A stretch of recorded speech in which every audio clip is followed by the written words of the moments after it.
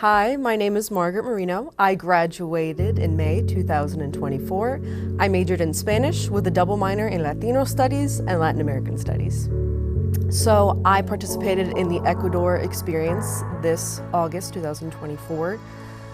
It was incredible, and honestly I've struggled to summarize it in just a few words, but clearly from my major and my minors, I was going there purely for academic reasons, right? Latino studies is my passion. I have such a love for the language, the anthropology, the history, the long histories of self-preservation and resilience of historically marginalized communities. So getting the opportunity to go to Ecuador and see the way the indigenous folks use the ecology for child rearing, for self-preservation, for the assertion of their own identity, to reclaim physical and political space in their own context, in a cultural context, but also in an ethnic context and a national context as well. So for me, getting to go to Ecuador was even more about seeing the way that historically marginalized communities, especially folks like Indigenous Americans that have suffered catastrophically at the hands of the state, to see the ways that they take the history of violence against them and use that to continue to self-preserve. What inspired me to participate in the Ecuador experience was my lifelong love for the history, culture, language, cuisine, and history of struggle and resilience among Latin Americans, especially within Indigenous Latin Americans.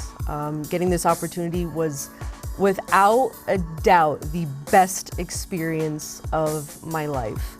You know, Latin American studies is very important to me. I've read countless different periodicals, nonfiction books, fiction books, ethnographies, sociology books about topics regarding Latin Americans, especially within the diaspora communities within the United States.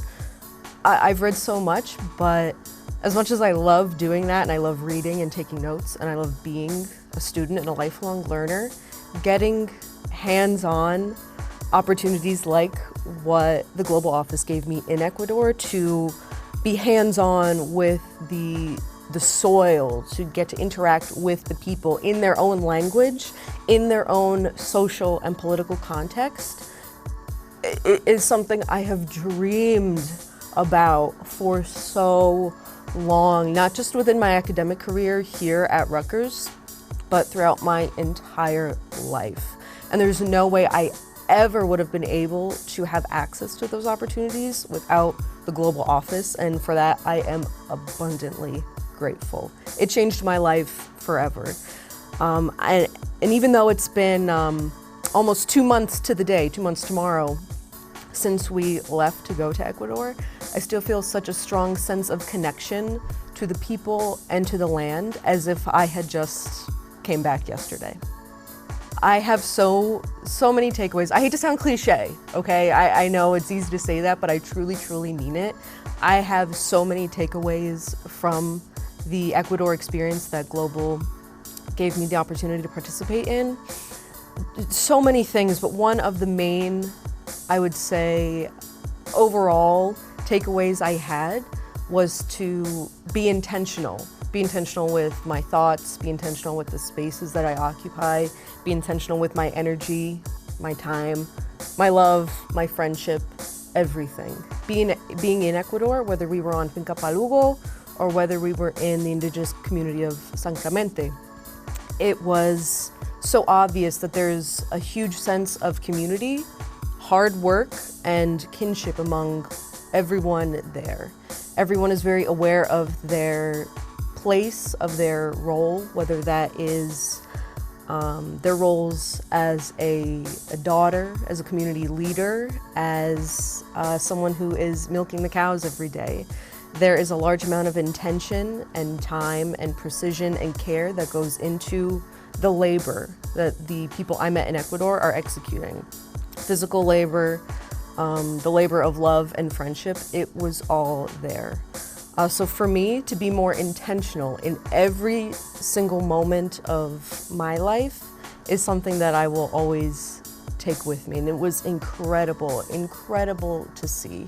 And I will say that not having our phone for 12 days definitely reinforced how important it is to be intentional with your time and to also be intentional with where you allot different parts of your life and your soul and your energy.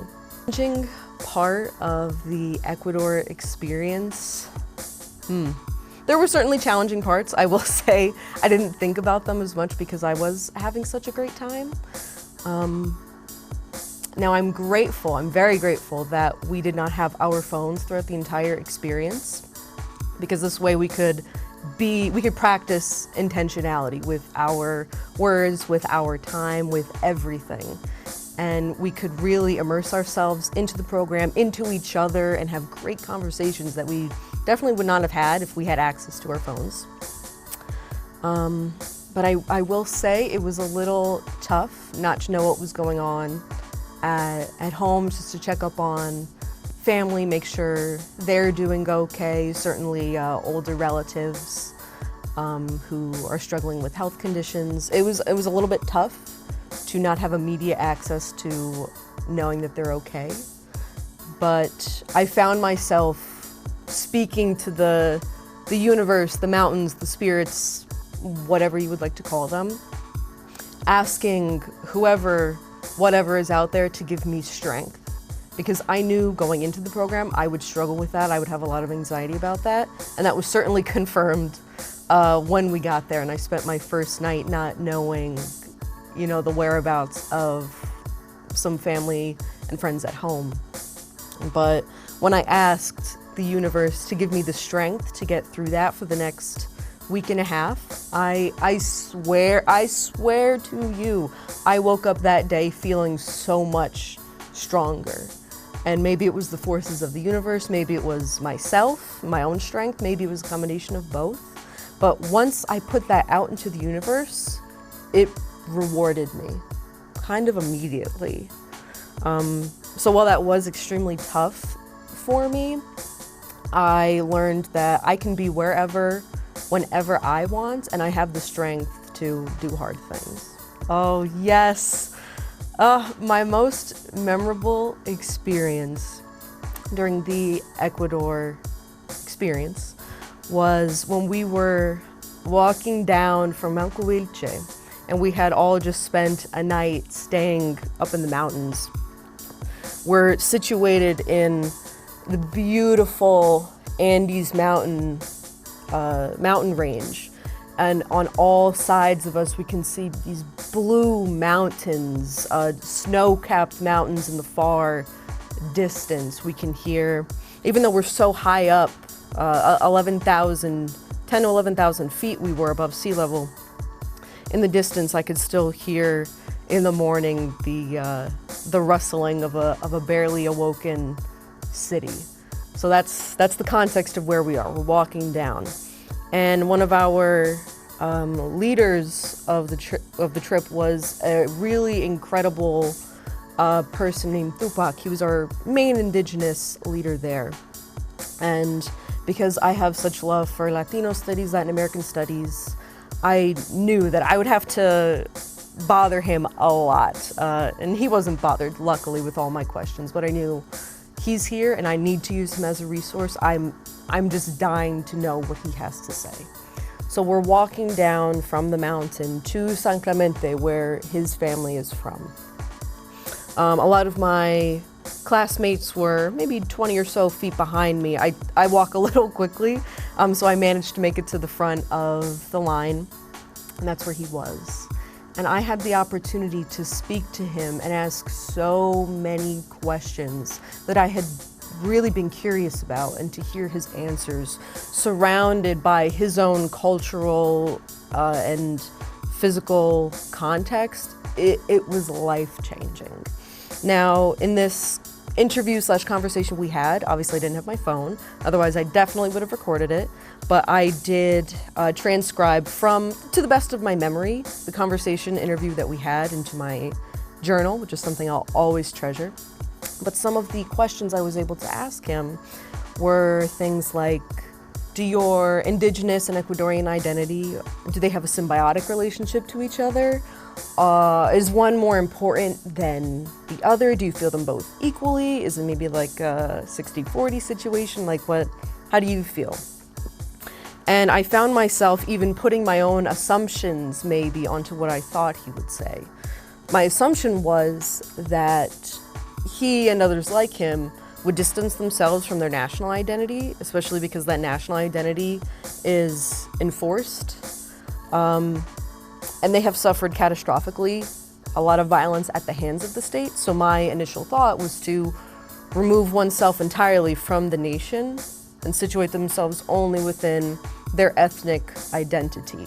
And I wouldn't blame anyone for doing that, certainly.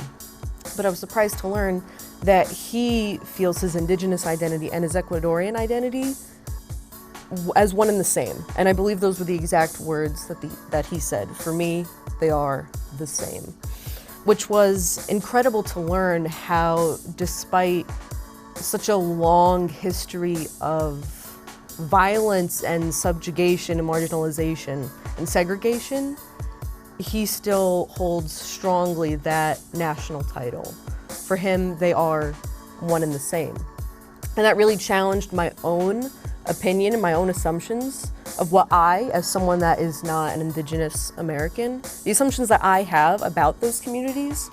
And it challenges me to rethink my own methods of thinking and what I have been taught in universities and other areas of higher education. Because as someone that loves their university experience, loves academia, higher education, that's one of my passions. Other systems of education, like the one that he was brought up in, which is very hands-on oral tradition, those are equally just as great. And while it's amazing that I have so many opportunities here at a university level, there are other ways to gain just as great and just as valid and just as respectful of an education.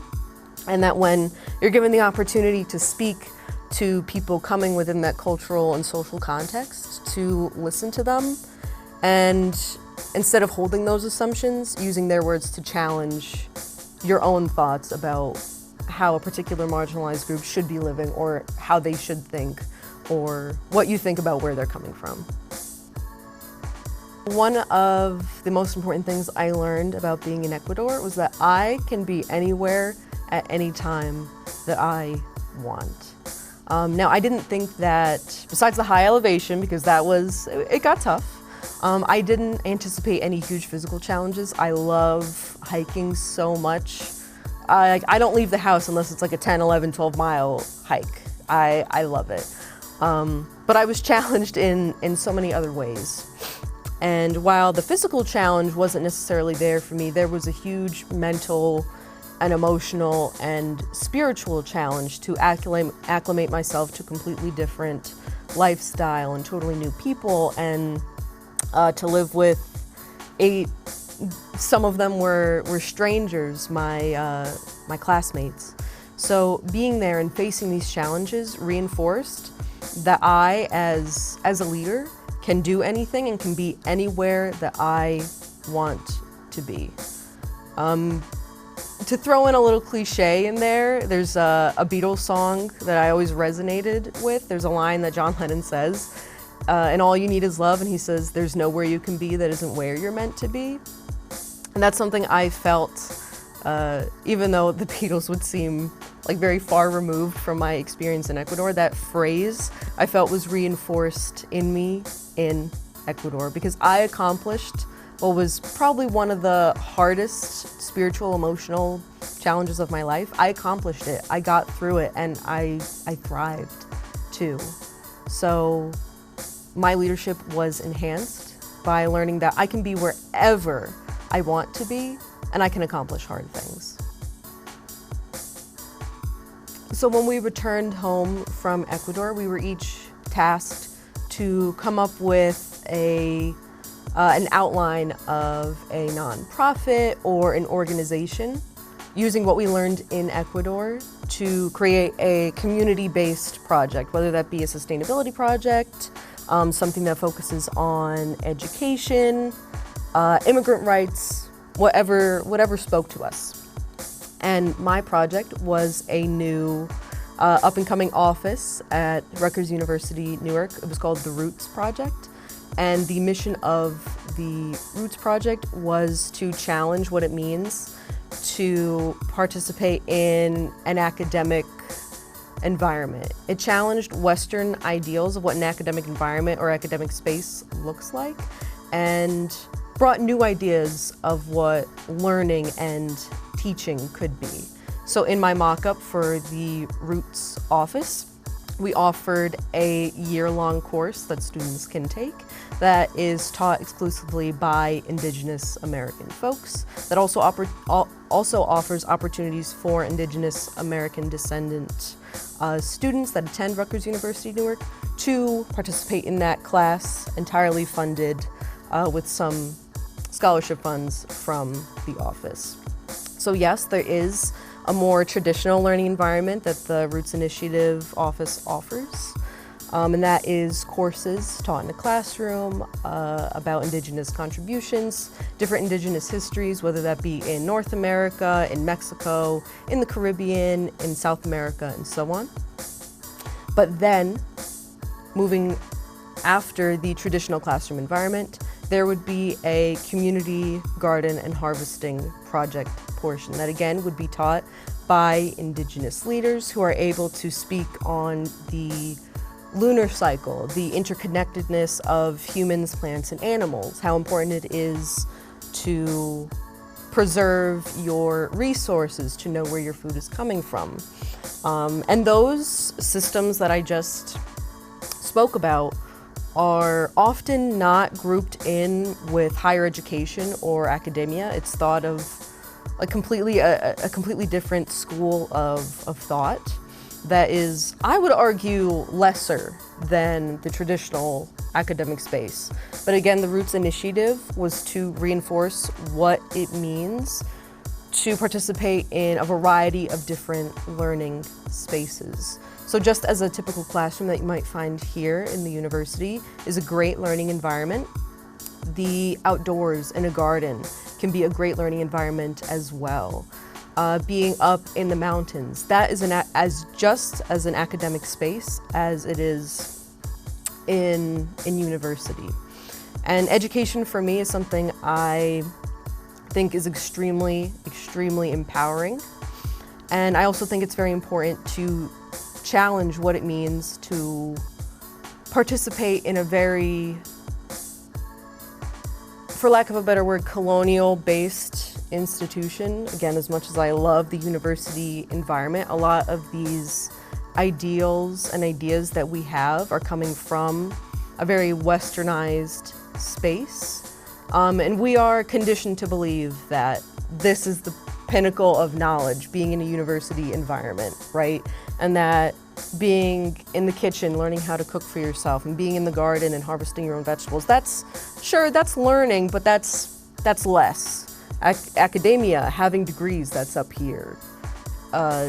Domestic work is down here, but that's simply not the case. And the Roots Initiative, our goal was to reinforce that both learning environments, or all learning environments, are equally as valid and respectable.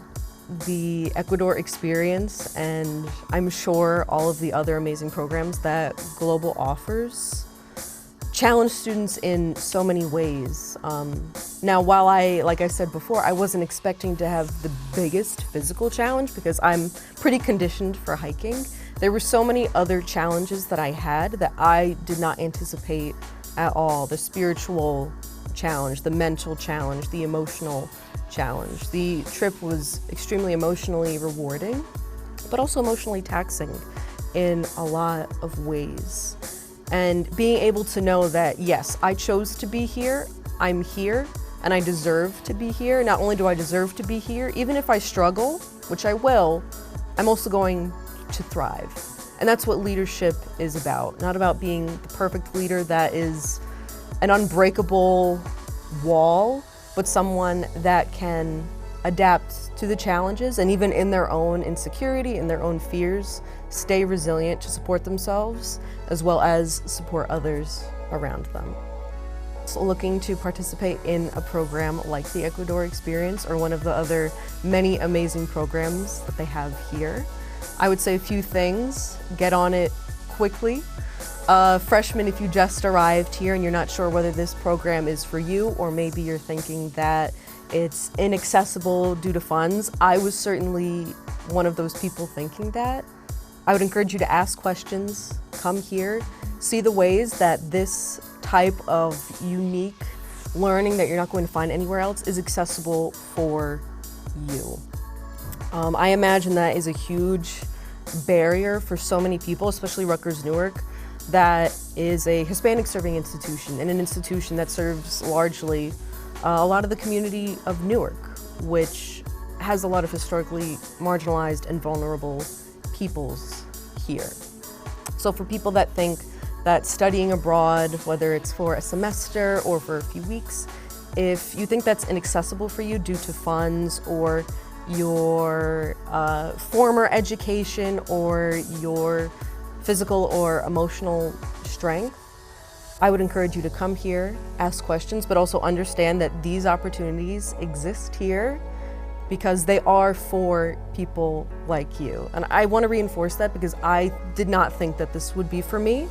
I did not think I was going to have access to this due to funds, as well as some other personal challenges. But these experiences are here. They're here for us in Newark, in our community, because they are for everyone. And even though there are going to be many physical, emotional, spiritual challenges that you didn't even know existed within yourself that might arise, know that you are extremely capable of navigating through them, and you have the support of incredible people like Professor Walton as well as your classmates that can help you through it.